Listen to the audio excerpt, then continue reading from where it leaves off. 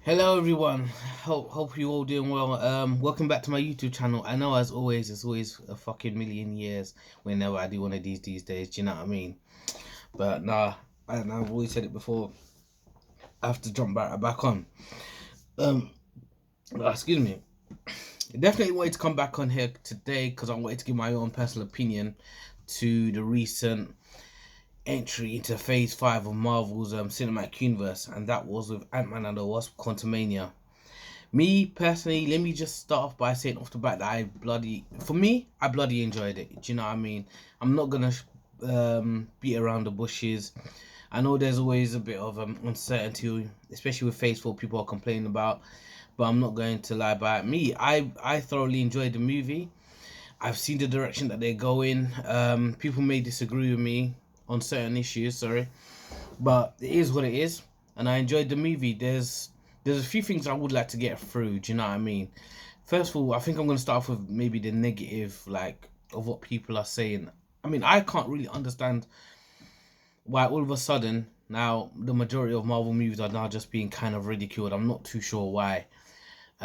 We all know that like the Ant-Man franchise was probably the smallest, not the small. I don't know how to say it, is not as big as the other franchises like Thor, Iron Man, and all of that. So we knew it's not going to be as big in scale.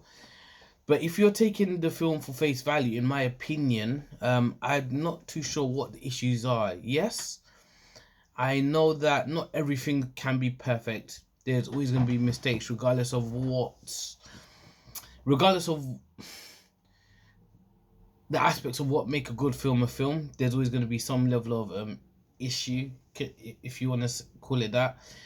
But for me, I'm looking at the film at face values, and then obviously I'll go a bit deeper, and it was really enjoyable. For one, it's always good now we're moving into, obviously we're in a new phase, another phase, we're going more cosmic, multiverse and all of that. But it's good to see how, it was good to see pretty much the entire film in the quantum realm, do you know what I mean? That way we got to kind of explore it a bit more, explore the beings and whatever else that's in there. Not everything has to be on Earth. I'm gonna go out on a limb and probably say that might be one of the reasons why there's been a bit of bashing, mainly from critics and so that you just didn't want it all in the quantum realm. I don't know. Um, I had no issues with any, like, the main actors and all of that played their part superbly. Michelle Pfeiffer and Michael Douglas as their returning characters. What's his name? Fucking hell, man that never aged. Paul Rudd plays Hank Scott Lang Ant-Man again to perfection. He is the definitive Ant-Man and definitely has his charisma is just always on show. And like they always say, I'm sure you've always heard, a movie or a antagonist is only as good as the villain. And my God, like, any criticism you have of the movie, the one criticism you can't have is Jonathan Majors as Kang the Conqueror. And we've kind of known this for a while now. I was even looking at some other stuff like that kind of hinted at the clues that Kang was coming into the MCU before we even knew it.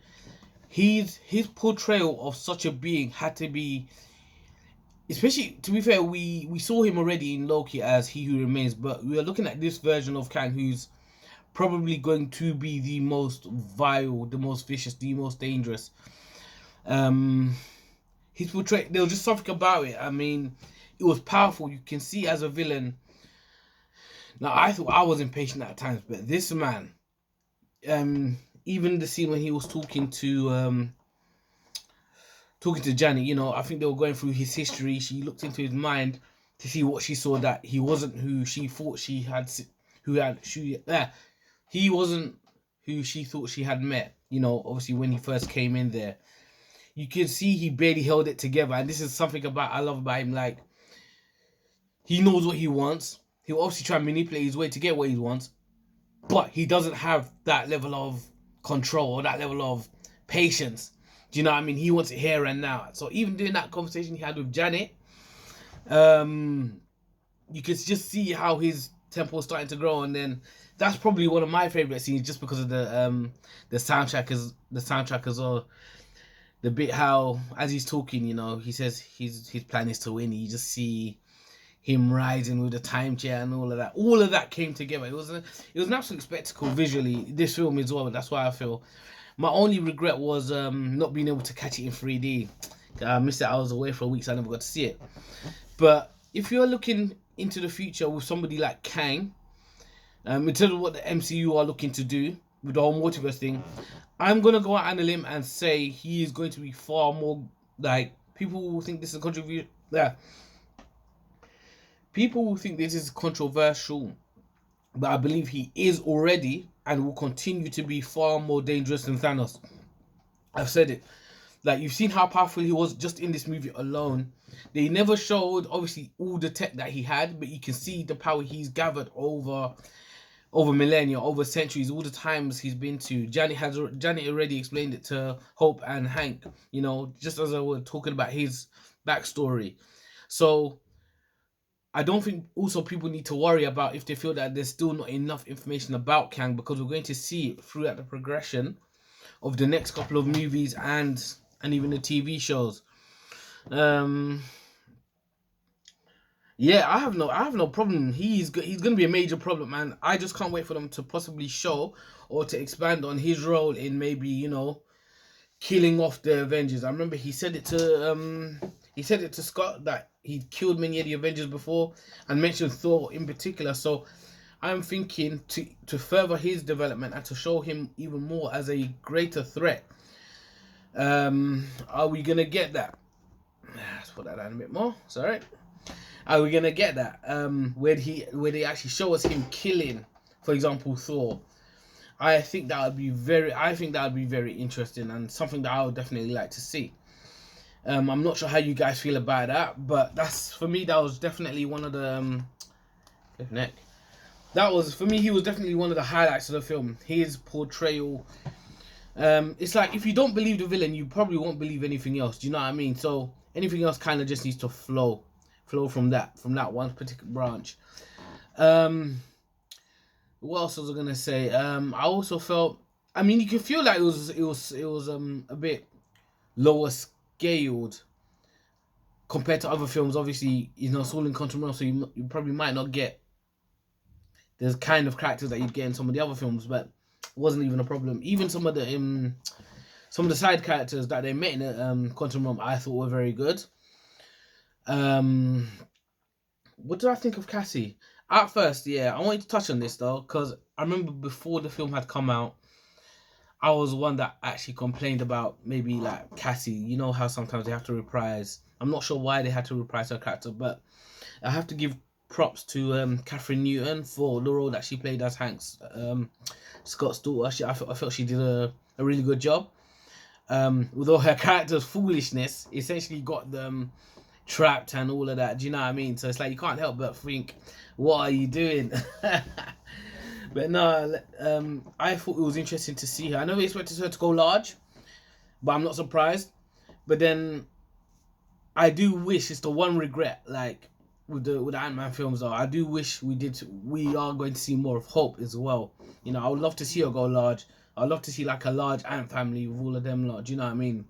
I think that would definitely be something that it will feel like it's come full circle. So I'm just hoping now that they kind of, you know, what do you call it?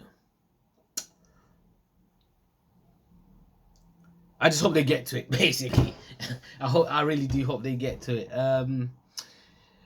The film itself, I'm not surprised. Obviously, in typical Marvel fashion, it was definitely hilarious. It's the kind of Marvel film that would be like that. Do you know what I mean? This is where it still definitely succeeds. Whereas probably Thor Ragnarok, and I think Thor Love and Thunder, and I think I'm gonna get a separate video that explains maybe some of the issues with Phase 4 that people are trying to have or force. I thoroughly enjoyed it, but there's aspects where I'm going to see if I can explain or try and understand some of the problems, because from that movie anyway, because it definitely works here. Maybe because that's the kind of character that Scott Lang is, which is why you can't really apply that criticism to Thor Love and Thunder to something like Ant-Man 3. What else was I gonna touch? It was interesting to see someone like Bill Murray. It was a short-lived role, but still generally interesting and definitely still had a role You know, he was still part of the history of what's her name? Hanks. Michelle Pfeiffer's character. I forgot her name. He was there part of her history while she was there trapped in the quantum realm. So that was also a decent touch. It was definitely, it was definitely one of the shorter films. It was like 2 hour 5, but in some ways it kind of felt longer, which is good anyway. It definitely felt longer, but in the same time, it kind of felt like the right amount of time for the film to be. Do you know what I mean? Especially if you haven't got to, especially as it's mostly just the build up of Kang and trying to really introduce, excuse me, what's going to be part of the quantum realm. So we need to take that into consideration as well. Other aspects of the film or other character of the film, let me not just forget about certain stuff. Do you know what I mean? Like MODOK. It was interesting to see MODOK actually, and it was definitely it was played by Corey Stoll, who, as you don't know, was Yellow Jacket from the original Ant-Man. Yeah, like I don't know too much about MODOK from the comics, but I do know, but based on what I've seen, how he was created here kind of made sense because I've also seen other people's I forgot what it was. I've seen other people showing exactly how he became to be, and initially I was very quick to see that was how it was done, and it made sense. You know, even from when he started shrinking, you know, when Scott took him out, to see his body kind of almost disfigured, and then it was trapped like that as he went into Quantum Realm, and then he was just obviously altered to look like, you know, MODOK that we saw in the film. So there was definitely an understanding about that. I'm not sure whether it's going to be a one-off character. It would be disappointing knowing at least I know that he has a big role in the comics. It would be disappointing to see if he is just a one-off character because I don't think he should. He may not be on the Kang level or anything like that, but he's definitely someone that could be a or should be a secondary character. So I hope there's a way for them to kind of bring him back. And you know Marvel are very good at doing that anyway. Do you know what I mean? So here's to hoping that happens.